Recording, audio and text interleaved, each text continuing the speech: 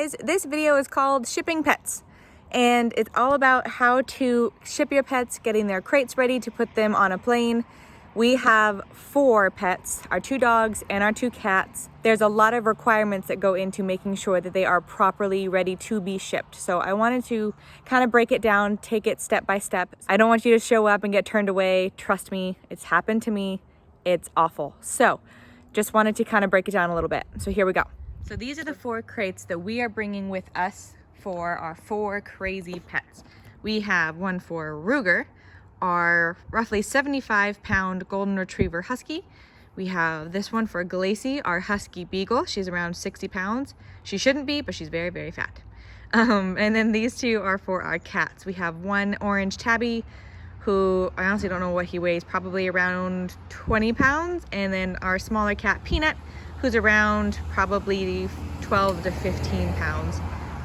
So in order to make sure that your kennel hits the requirements, I have posted on here directly from the Alaska Airlines air cargo website. These are their requirements, and I want to show you exactly what they're talking about. So when it's talking about the fasteners, these come with your kit. When you buy a kennel from either PetSmart or Amazon, they should always come with these clips. There's a screw underneath, the screw goes up, and this is a spinning cap and spins on top. And they have to be in every single hole that's required. There cannot be an empty hole on your kennel. So this one has 1, 2, 3, 4, 5, 6, 7, 8, 9. So there are 9 screws. You need to make sure that you have every single one. Also on here, they have extra secure. So these are for your zip ties, so your tie downs. So when you get your animal in the crate, and at the airport, they provide zip ties, or you can bring your own. You can zip tie it here, here, here, and here. As well, you can also put it here. You can see these little holes, tamper-proof. You can zip tie the door closed. That way there's no way that this door accidentally gets squeezed and open, and there's no chance that your pet can get out. The live animal stickers, these are also required. Alaska Air Cargo will have these. You can also get them on Amazon. I believe I purchased ours on Amazon just to make sure that it was labeled everywhere. But they have to have live animal as well as the directional arrows to show you which side of the animal is up. For smaller carriers, for like the cats, they do want to make sure that they have a handle to carry them like this, to make sure they can pick them up. For dogs, they don't have handles, so they have what's this little spot right here, lift. So it does take 2 people because they are so heavy. They have this little grip handle down here to make sure you can get a good handle on it to lift the heavier pup up. The other things you'll want to make sure that you have in your kennels that is required are food and water bowls. So you can see here in, who do I have? Peanut's kennel. I have her food bowl and her water bowl. It has to be affixed to the front of the gate so that when you close it, it doesn't disrupt her getting in and out. And then you also have to, when you give it to them on the airplane, you have to be able to fill it from the outside, because this can't be opened in the airport. You can kind of guess why. They don't want them getting out. They don't want them liable for your pet escaping. So you have to get a water bottle that you can kind of squeeze in to fill up their water. Food, they say don't overfill them. Just give them whatever is normal for that time and duration of them on the flight. If they eat and have a lunch, give them lunch. If they don't, then don't worry about it. But they do still have to have these 2 required. One thing you want to make extra sure of is that you have the right size kennel for your pet. They are very strict about making sure that you hit the requirements that the pet needs to live and sit comfortably during the duration of the flight. So as you can see here in these depictions, they need to make sure that the tops of the heads don't touch the top of the kennel, as well as their tail. They need to be able to lay down comfortably. So measure your pet, bring them to PetSmart, and put them inside just to see if they fit, because you don't want to get turned away because they're a little bit too small. I put their names on here. That way if they are restless or you can just tell that they're worked up. I like to think that somebody there will say, oh, hey, Ruger, it's okay, you're good. I got Glacy's on here. I got her name. I got Peanut on here. I got Archie on here. I also wanted to show you guys what is required for the kennel. So when you're shipping your animals, you have to get a health certificate from a veterinarian that is dated within 10 days of traveling.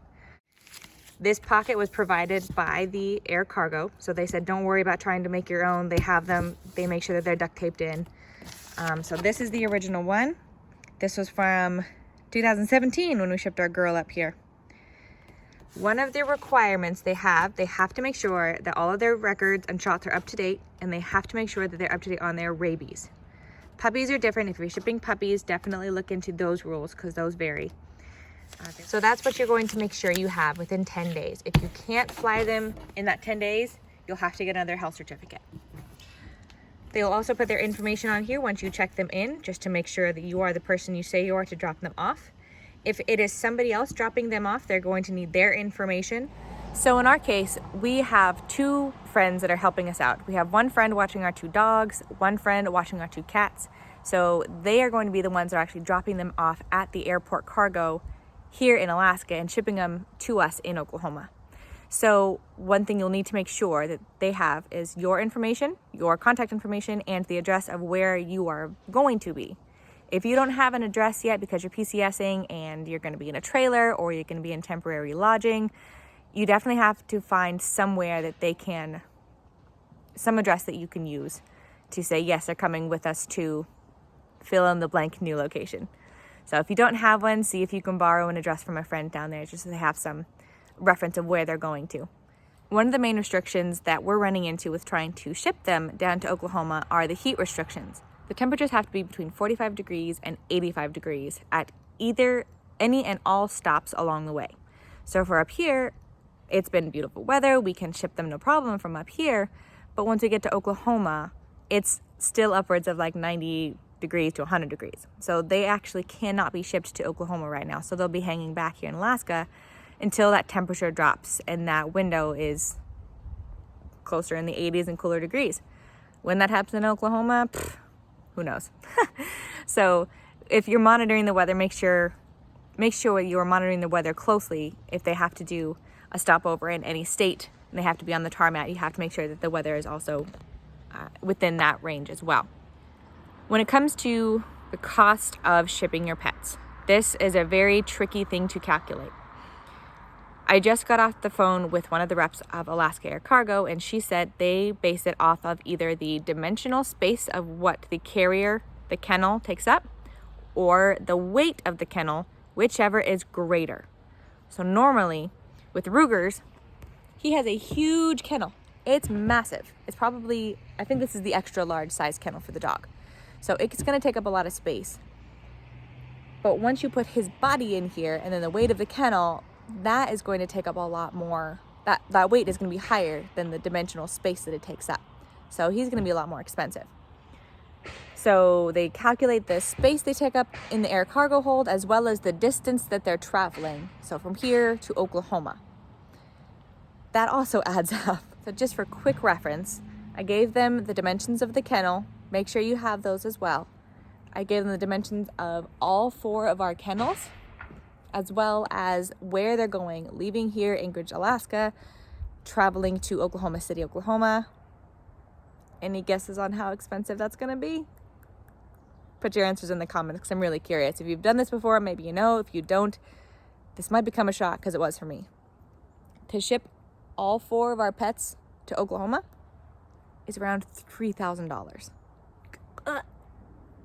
Yeah. Ouch. I hope you love your pets. We certainly do. So in order to put them on the flight, you have to call within 24 hours to see if they have space on the plane. Not every plane can just take animals. They have to make sure that there's space for this size of a crate or whatever crate you have. So call 24 hours ahead. They will let you know whether or not they have space for your animal or not. And if not, you call again and try to catch them on the next plane. So that's why you want to make sure with that 10 days of your health certificate, try to get it as close to shipping as possible. That way you have some flexibility if you need to push back and find a later flight.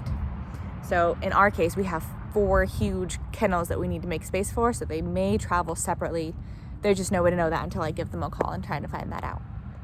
So I know that's a lot of information. Definitely look up with your airline that you're flying with and make sure that you are following their specific requirements so that you don't show up with your pets, have them all stressed out just to get turned away to fix a couple of things. like I said, I've done that from experience. My sisters tried to ship our cats for us from Denver, Colorado, and they got turned away because the kennel was too small. So just make sure you do your research so that your pets only have to make that trip one time, they get loaded and they get to where they need to be.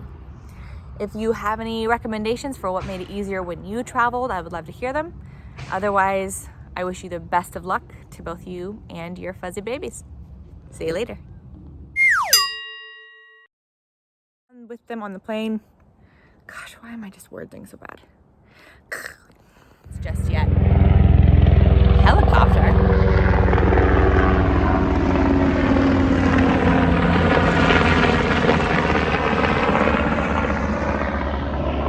Well, that was random. Let's try that again, shall we?